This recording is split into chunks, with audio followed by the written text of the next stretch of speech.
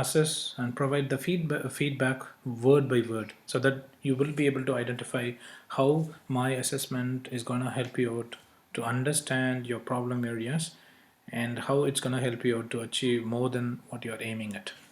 Let's go through the case notes quickly. So we have got the patient whose name is Mark Henry. So this is the patient's history. So Mark Henry is a 53-year-old patient at your general practice. Just recently, he complained of acute onset of double vision and right eyelid droopiness. All right. So what we need to do is that, so they have given their social history as well. The patient lives with his wife, works as a car mechanic, denies use of illicit drugs or tobacco, and then he rarely drinks. All right. That the family history is, his mother suffered from migraines, died at the age of 83 due to heart attack. His paternal father had a stroke at the age of 67. No other family history of strokes or vascular diseases. On 9/7/2009, he was sitting in his room, felt sensation in his eyelids, noticed blood vision, appearance of double vision with objects appearing side by side, pain in both the eyes, transferred to the hospital by his son, intermittent pounding, bifrontal headache, rated the pain as 7 or 8 on a scale of 1 to 10. And then the medication. So he has taken this medication, Zoloft 50 mg daily, ibuprofen 600 mg a few times per week, and Vicodin a few times per week. Other necessary information: he denies associated vomiting, nausea, numbness, weakness, photophobia, loss of vision, seeing flashing lights or zigzag lines, etc. His recent headaches differ from his typical migraines, which occurred 4 to 5 in his entire lifetime. He has never taken anything for these headaches other than ibuprofen or Vicodin. So your writing task is to use this information in the case notes, and then write a letter of referral for further investigation and a definitive diagnosis to Dr. Martin at National Hospital for Neurology, 33 Queen Square, London, WCIN 3BG, United Kingdom. All right, so the patient, the student has written down the letter. So what I'm going to do is I'm going to show you the letter that is written by the student, and I'm going to give you the feedback on that. So the student has written down the addressee's details on the top, which is good. So these are the details, and the student has written down the details of the addressee in each line, like separately, so which is good. So she was able to arrange all these ideas on separate lines, which is good. All right, and then she has given a space. It's good. It's a blank. There's a blank line between, you know, the addressee's details and the salutation of the the salutation of the addressee. Okay, however, she must have included the date here, so she has forgotten to include the date here. So she must have written down the date, whatever the date, that is mentioned. She should have done that. Okay, all right, let's go here. So she has mentioned dear Dr. Martin, and then comma, that's good. And then she has also given the reference details of Mr. Mark Henry, comma, aged 53, that's good. I'm writing to refer Mr. Henry, who has been experiencing double vision with the right eyelid droopiness, into your care for further evaluation and definitive diagnosis. This is an excellent introduction paragraph, because the student was able to capture all 4 things that I have requested her to do. All right, she was able to capture and mention the kind of letter. She was able to capture the patient's introduction. She was able to refer Mr. Henry, and she was able to capture the main problem or the recent surgery of the patient.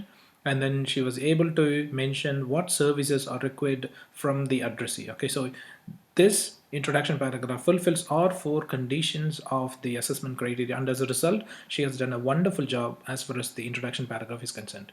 Let's move on to the next paragraph.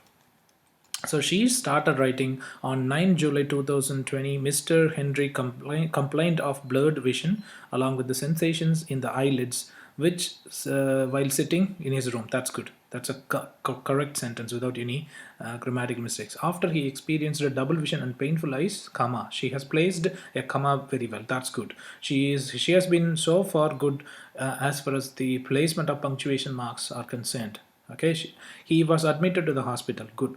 During admission, he complained of severe pounding headache, which was intermittent in nature. He rated the pain as 7 or 8 on a pain scale of 1 to 10. On examination, there was no abnormality. So instead of writing there was no abnormality, it's good to write this way: no abnormality was found. All right, that would be much better. That's the only thing she had to correct. And then let's go to the next supporting paragraph. So she has written, Mr. Henry denied any symptoms suggestive of migraine attacks. So unfortunately she didn't place the spelling correctly here. So it is attacks. It's ATTACKS. All right, such as vomiting, weakness, etc. We should not use any abbreviations or general abbreviations or acronyms in our letter. The reason is that the letter is 100% formal. It's 100% formal. So we should, if we need to write down a few other symptoms that you have to mention, and many other symptoms, or and so on, or to name but a few. Okay, so you can use any one of these phrases. All right, so this is an informal phrase. It's not good. And then she mentioned, like, he also reported that he has had this headache for about 4 to 5 times in his entire life. That's good. He takes ibuprofen and Vicodin for headache. That's good. All right. Mr. Henry has a history of migraines and depression. He has been taking several medications, including Zoloft, ibuprofen, and Vicodin. He has no allergies. Okay. In this case, she has committed a mistake. She must have given a space here. That's one of the mistakes. And then, as far as this second sentence is concerned, he has no known allergies. That's the correct answer. All right, let's go to the next one. In view of the above, kindly assess and suggest a definitive diagnosis of his condition. This is good because she is able to pick up and then write it down. All right, if you have any questions, please do not hesitate to contact me. So this is all good. All right, yours sincerely. She must have placed a comma here. All right, so please place a comma here. So she must have done this here, but she didn't do. She could have done this here. All right. Okay, let's go back here. So Dr. Kaushika. So this is the name of the student. Okay, good. So she was able to do a job that was decent enough. She was able to get good scores. Okay, so let me give you the feedback. See, this is how I do assess the writing. If you write a letter and if you send it to me, I would be able to go through word by word, so that I will give you a better accurate assessment than the original IELTS OET examinations. All right, so the first thing is overall task fulfillment is excellent, because she was able to write between 180 and 200 words, and she has included all the relevant case notes. Okay, it's a very good job.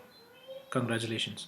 All right, the next thing is vocabulary is fair enough, although she might have included a few more synonyms. It is okay.